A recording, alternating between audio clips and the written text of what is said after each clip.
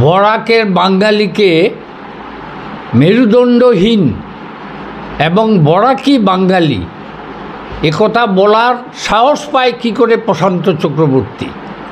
নিজে একজন উড়িয়া হয়ে। Welcome, this is Gauri Gopnath for NE24. The Barak Democratic Front BDF has strongly condemned Professor Prashanta Chakravarty for calling Barak Bengali spineless and blamed him for disrupting unity between Assam's two valleys. Instead of apologizing for the Assam University controversy, Chakravarty insulted Barak residents, prompting BDF to demand his immediate arrest and a clear stance from Barak BJP and the Chief Minister. BJP leaders including Pradeep Datta Roy and Rishikesh, they stated that Chakravarty does not represent the state's Bengali community and warned against growing attempts to divide Bengali Hindus. They also questioned why Chakravarty was invited to speak at Assam University on May 19th. The BDF criticized the silence of 15 MLAs and 3 MPs from Barak, warning they will face electoral boycott if they don't respond within 48 hours. They also questioned the BJP's current silence, noting the party's past support for the Akshar movement, and urged BJP district leaders to clarify their position. For more news and updates, subscribe our channel NE24 YouTube and support us by following our page. বরাকের বাঙালিকে মেরুদণ্ডহীন এবং বরাকি বাঙালি একথা বলার সাহস পায় কী করে প্রশান্ত চক্রবর্তী? নিজে একজন উড়িয়া হয়ে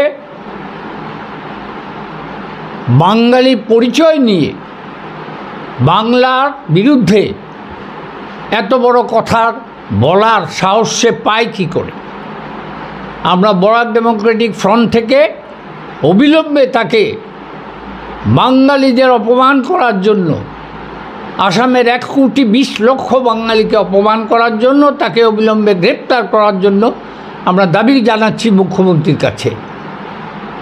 এই যে তথাকথিত বাংলা সাহিত্য সভা, এই বাংলা সাহিত্য সভার সঙ্গে বরাক উপত্যকার কোনো সম্পর্ক নেই।